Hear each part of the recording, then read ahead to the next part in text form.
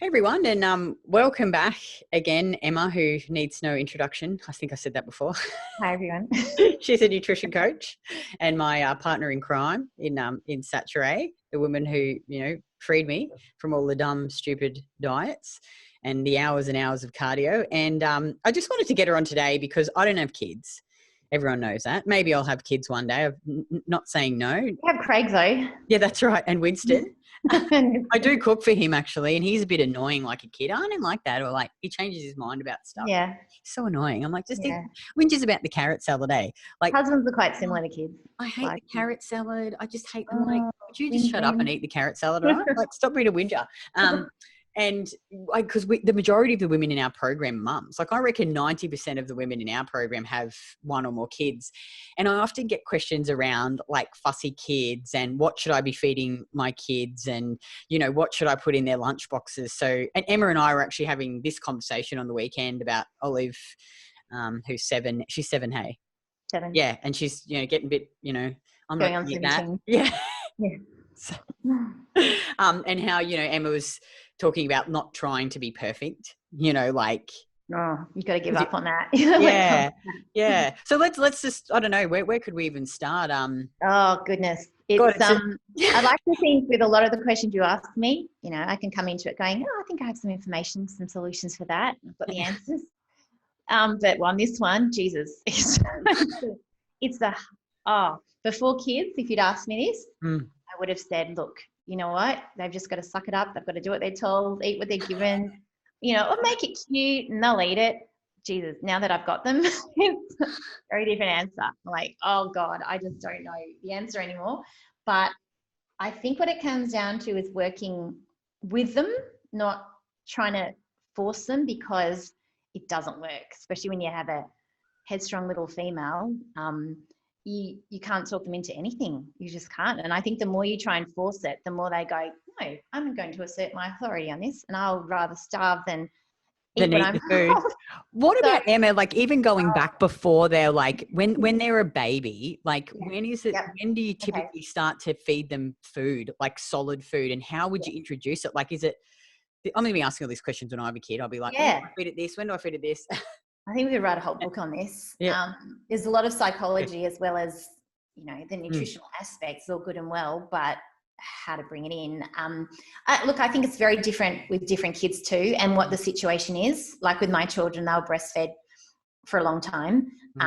Not because I was deciding I was going to breastfeed till they're 3.5 and that's just how it's going to be. I was like, you can feed for as long as you want to and wean when you're ready. But with both my children, they never wanted to wean. So I had to decide at some point, this is enough. And now I'm crossing over with another child and mummy's feeling like she's being sucked dry. So I think 3.5 for both of them was a pretty good damn innings. But look, if there's breast milk coming along throughout their first few years, then there is very little need for certain other foods because it really does tick all the boxes. Up until they're at least 1, they can go without many solids. So for my kids, they literally grabbed at food when they wanted to try it. And when they looked like they had an urge for it, I'd be sitting there at the dinner table and they'd be on my lap and they'd just start stealing things off my plate and, being inquisitive and showing interest. So with that, I just let them, I suppose you could call it baby-led weaning, but it was more them, just kind of showing me what they showed interest in. And funnily enough, it tended to be like hunks of fruit, sweet fruit, and they would just attack it. They'd steal my lamb chop bone or lamb shank. They would just chew at bones like nothing else and pull off the bits of meat and gristle, and, you couldn't even stop them. But, the soft meats and sweet fruits, maybe a bit of cheese. I remember my daughter opening a pat of butter in the supermarket trolley once when I didn't look, and she's just like attacking this butter like it was a chocolate bar. Really interesting observing what it is they gravitate towards before you even put a plate in front of them and said, you will eat this. And they were probably not, 10 months or so when they first showed interest. So let me ask a question, Emma. So they never reached for the broccoli and the green vegetables and wanted to attack all the... No, although that stuff's really on my plate anyway. And look, and I wasn't one to go, I will hide the vegetables in your food, because That I need them. And look, I think this is a whole nother topic, but you got to start to question the validity of forcing vegetables on them as opposed to the good cheeses, the amazing digestible fruits, the the slow cooked soft meats, the liver. Oh my gosh, liver for both of them. I would put a plate of hunks of brown liver, not hidden by anything, not even sweetened up with onions and butter, anything. It was like liver cooked, bit of salt on top, fried in butter. It looked horrendous. I would gag at the thought of eating that. They would attack that stuff. It's amazing.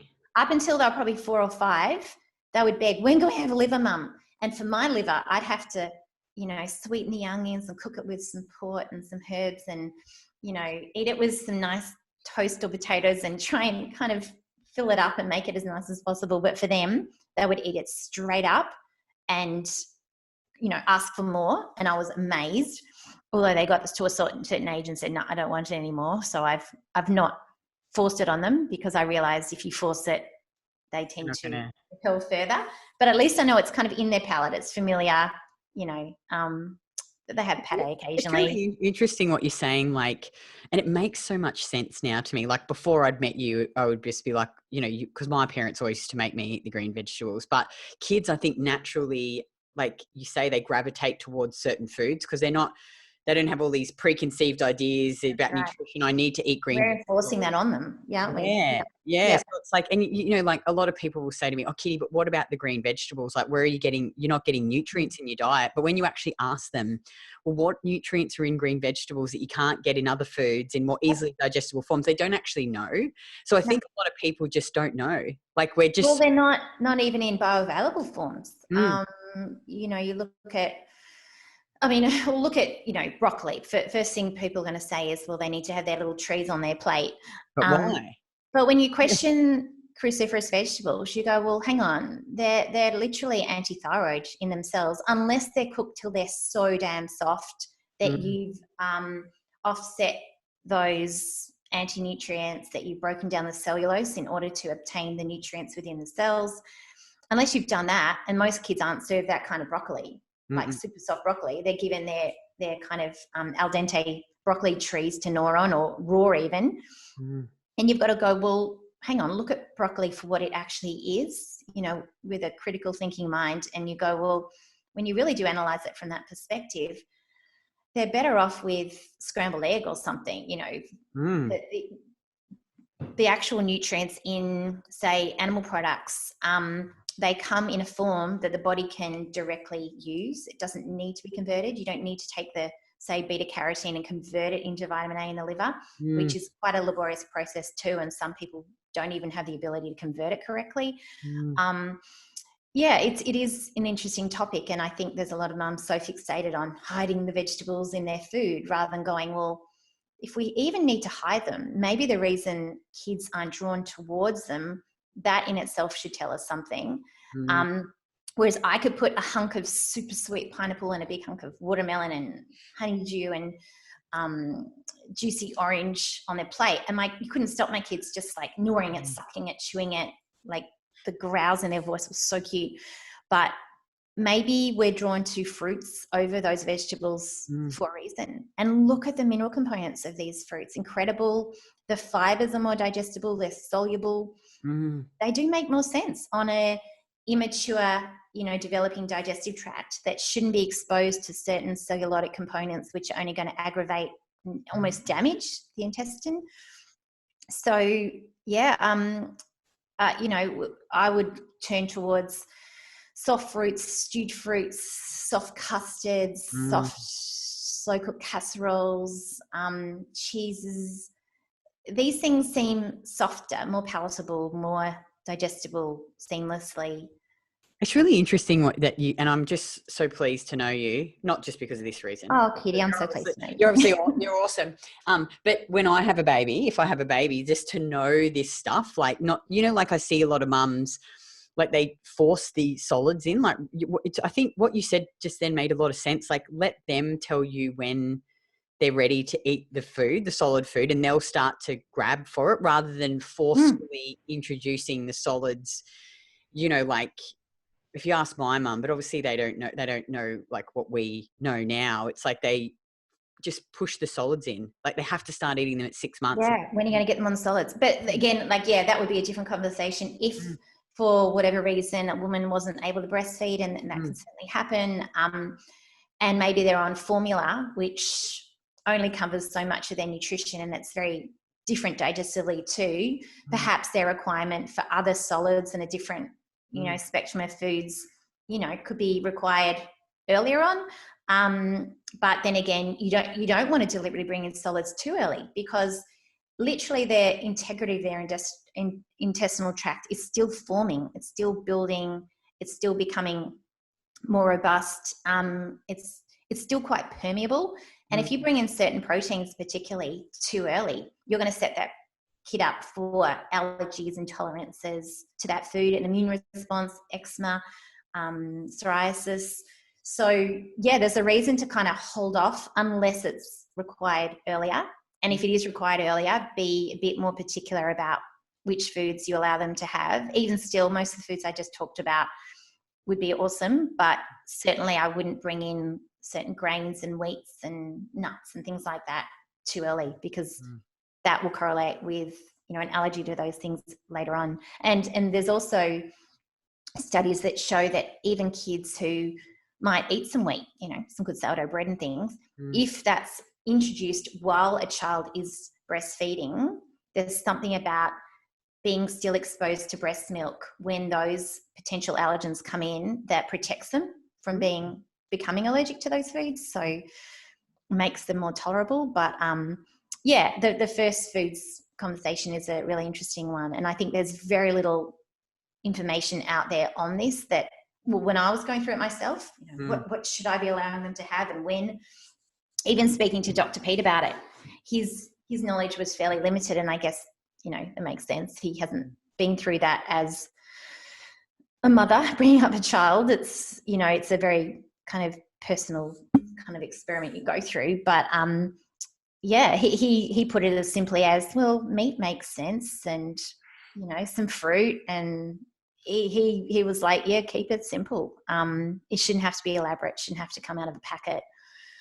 It's just pretty straight up food. And for you, Kitty, going through it, it'll just be a lot of the foods you already eat. Like, you put an emphasis on eating foods that are more digestible, more nutritious, least anti-nutrients, least cellulose. So tick, it's kind of already your food. And whether you're talking about an older, more damaged intestinal tract, which most of us have from years of, health foods, which aren't even digestible, or, level of inflammation in the gut, or whether you're talking about an underdeveloped, immature gut, I would approach it in the same way. Keep the foods less irritating and more seamlessly digestible. It's sort of both paradigms. With both those types of people, I wouldn't bring in a hard, crunchy muesli bar to a 6-month-old or a kale salad. And I also wouldn't encourage that for an older woman who's got all these gut issues. Makes no sense digestively. And let's to finish off, let's just talk about, what do you feed you've talked about what you feed your kids, but what do you do for their lunchboxes? Lunchboxes. Yeah. Oh my God. Lunchboxes is the hardest thing in the world. Oh my God. Maybe it's just my daughter particularly, but kids go through their picky phases. Absolutely. And it's whether you come into it from the frame of mind of what is acceptable and what would be seen as a good lunchbox.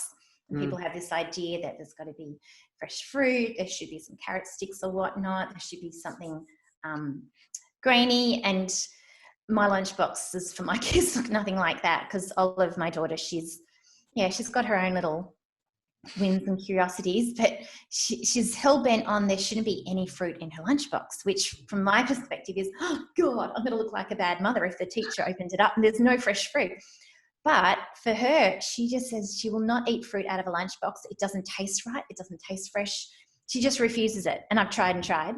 But when she gets home, she'll sit at the bench at 4:00 and she'll inhale half a papaya and a few kiwi fruits and some pineapple, and she'll beg for more. So she does get her fruit in her day, She just doesn't want it out of a lunchbox. So I've come to terms with going, well, that's okay, because you're going to have it after lunch. So I'm not going to force that. She will have some dried mango and other dried fruits. She'll nibble on those. I'll put in some orange juice or apple juice or chocolate milk. And then whether it's, perhaps she'll have a sourdough, white sandwich, and I'll put really good cheeses in there and butter on the outside. And in her classroom, she's lucky they've got a little sandwich press, so she can make herself her own toasted cheese sandwich, which anyone would be happy with. But then a month later, she'll say, no, Mum, I don't like that anymore. But so you come up with something else. But I'm going to put some bolognese in a little thermos, and she'll eat that straight out. Or I make like super rubbery chicken broth, which I think is really tasty. And then I'll cook rice in that. So she's got this kind of brothy rice, which is warm. What else? What about those fruit? We talked about those good fruit strap things. Yeah, fruit straps and things, although she won't eat those anymore, but she will eat a hunk of dried mango. So what about you could do depends what kind of week we're having. What about like if you make those clean casein biscuits that you made? Yeah, we'll make cookies like that. Sometimes we make meringues. She'll have a couple of meringues in there. She's very happy to eat some meringues. It was interesting, actually. I was talking to Vic about this because her kids go to daycare and they've got this rule, and this is like a stupid, about like they can't have sweets in there. Oh, I hate those kind of rules. So she has to like hide the chocolate milk in the flask. That's ridiculous, isn't it? Isn't it crazy? No, and this is it. And they're deciding what is healthy, and we're going to fit within their realm of their ideas on health. And it's an individual thing based on your level of knowledge or your learning on what is nutritious. So yeah, that's frustrating. I would have a talk to the teachers there and say, excuse me, this is what I'm feeding my child. Well, this is the thing. And it's, for example, end of last year, suddenly she wouldn't have the usual sandwich she'd have. She wouldn't have anything in her thermos, but she always loves a croissant, which don't we all? But there's this magnificent little bakery in Melbourne, and they actually make sourdough croissants, and you can get a whole bag, so you can. Pardon? Are they incredible? They're so good, and they're just small, and you can pull them out of the freezer frozen, and then throw them in the oven. They come out like yum. And I'd give her one of those with some, I get really good ham and cheese inside. Oh, yum. Like I think any kid would be happy with that. So she was very happy with that kind of thing. And from my perspective, I was happy with that too. She's getting really good amount of fuel in there. And kids, ultimately, you just got to get some food into them. I mean, I know ideally it's got to be as nutritious as possible, but if you're going to put nutritious food in there and they're not going to eat it, I'd rather they actually ate the food, came home with food in their belly, fuel in their tank, because a kid who's gone too long without food is a cranky kid. That's the kid having the meltdown. That's going to be a hellish evening, and then they're not even going to go to sleep well, and you're just going to get punished for it. So I think it's all about finding that compromise where you go, I'm happy from my perspective that it's good, decent, whole food, and you're happy because you're drawn to it and you want to eat it. So it's win-win for everyone, as opposed to, no, I think it could even be better and it should have this, and this in it. And they go, well, I'm just not going to eat that. So you're picking them up, and the meltdown happens, the crash happens. And no one likes to be downhill from there. Well, that all sounds like really, I know Nikki's shown me some of her the lunchbox, but Eva the Diva, we call her. She's so gorgeous. And Mia, she comes up with some pretty cool stuff, but it just sounds like to me that really they can just eat the food that we eat. Eat the food that we eat and figure it out with your child. Have that conversation with them. What do you like? What do you like? And why shouldn't they have the benefit of the doubt to make, obviously if it's a kid who's really, I don't know, loves Happy Meals or something, and they say, that's all I want, Mum. You go, okay, no, I've got to figure something else out. But, give them that respect too, because even they might seem little at age 7, but, they're in their world, they're pretty grown up, and they want that respect of having, their own choices as well. So it's each kid, it's a very different scenario. And it is definitely trial and error. But I've never been one. I've never found any ideas that work for us based on, I don't know, those blogs or the kid books where they say, oh, just make the lunchbox all cute and cut out the sandwiches like a teddy bear and do this and that. And then you'll trick doesn't them work. into eating it. Yeah, Oliver will look at pictures like that and go, oh, yeah, that looks cute, Mum, but I wouldn't eat it. That does not work on her anyway at all. So, figure out what their palate enjoys. And also don't stress if it doesn't look that fabulously, idealistically healthy. Look at the whole course of their day. What else are they eating at breakfast time? What else will they eat afternoon tea? What are they inclined to eat at dinner? And if over the entire course of the day, you know that they're getting enough food, they're getting some good food, don't worry about the odd little treat you have to put in there or the things that you might go, oh, heaven forbid, like don't be perfect. Like we say, nothing can, Kids can get away with more too. I mean, they're much more robust than we are. Ultimately, they need fuel, they need protein, they need some carbs. Yes, they need nutrients as well, but gosh, there's a lot of kids out there growing up on absolute junk and they still manage to grow and they still manage to become strong, healthy adults somehow. So I wouldn't stress too much about the little things. And there'll be ebbs and flows throughout their childhood years where, they start integrating different foods, they start being a bit more open to new things. So don't worry if they only will eat that same kind of lunch every day for a few weeks, as long as they're eating something and you slip in something good. And I think dairy is a key component here because just knowing throughout the course of my daughter's day, she's getting at least a good few cups of milk in, whether it be hot chocolate here and, we make a smoothie later on. Like it's those invisible nutrients that you don't obviously see when it comes to white milk. Like it's loaded with growth factors and loaded with strong calcium that you don't get from anything else. And it's highly underrated, those things. Orange juice, highly underrated.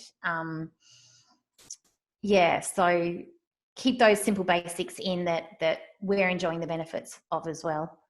I always remember when I was a kid, like, God, we used to drink so much milk. Like my brother, liters and liters of milk, cheese. We did heaps of cheese, fruit, lots of fruit. Like there's unpopular now, I think, in many households. It's just so I think it was cheap too. Like, because my mum and dad, they didn't earn heaps of money, and we'd always have like some sort of like chicken drum. I remember mum used to always make bloody apricot chicken with white rice, spaghetti bowl, quiche. Make a lot of quiches. Good food though. I mean, it's just simple food. And we'd always have potato. We'd always have bloody green vegetables. But we used to put it was more inclined. You probably had more cooked veggies on the side of your plate than big pretty salads. No, never. I remember growing up with too. I think the salad thing's a bit more of a new thing. I don't ever remember really having heaps of salads. Potatoes, broccoli, cauliflower cheese. Mum used to make all the time, which is awesome, with heaps of cheese and like the sauce. The cauliflower is nothing. The cheese is everything. And then on the holidays, we were allowed to have we loved chips, like packet chips. So Mum would be like, hey, it's holidays, you can have some of them every day, and we'd have our soft drink and and then when it was normal time, would just be the normal food. Yeah, it's all good balanced stuff though. Because if you said no to everything, that's when it's going to go, I'm going to defy you. I'm going to go and binge eat that somewhere else. And it's it's very interesting how you're brought up affects even how you eat as an adult. And that's all got to be extra cautious of even our language around food and what is, allowed and not allowed and what is good and what is bad, because that makes up, I think, particularly for girls, it's bringing up these poor orthorexic females who've always got phobias around food or restrictive mindset. It's super important how we are about food and our kids from a young age. I'm like, it's funny, I talk to my mum about it sometimes, and it's like I was just stupid enough, because my mum, I never remember her doing any sort of diets or anything. She just ate food. She loves food. She loves to drink. And I was just stupid enough to get on the diet train myself, I think, Yeah. Didn't have any influence from my mum. She was never doing diets. She probably drink a bit less. But fitness industry, a lot to answer for. All the craziness. But that was really great, Emma. I'm sure that Well, I probably gave no real direct answers of no, I think it's to your kids' lunchboxes, but yeah, I think give yourself that kind of creative license and come up with things with you and your child, you know, and forget the magazines with a lunchbox pretty just look at the foods they eat, look at the foods that you don't have to force feed them into, and they go, I actually really like this, Mum. Go, okay, well, bring that into your lunchbox too, and just make sure they're getting fuel first and foremost. Awesome. Oh, well, thanks so much, Emma. I'm sure hopefully the mums out there got some something valuable out of this. And if you have any questions at all, just, you know, comment below on the video and we'll answer them for you. But thanks so much, Emma, and I'll see you next time. Bye. Talk soon. Bye.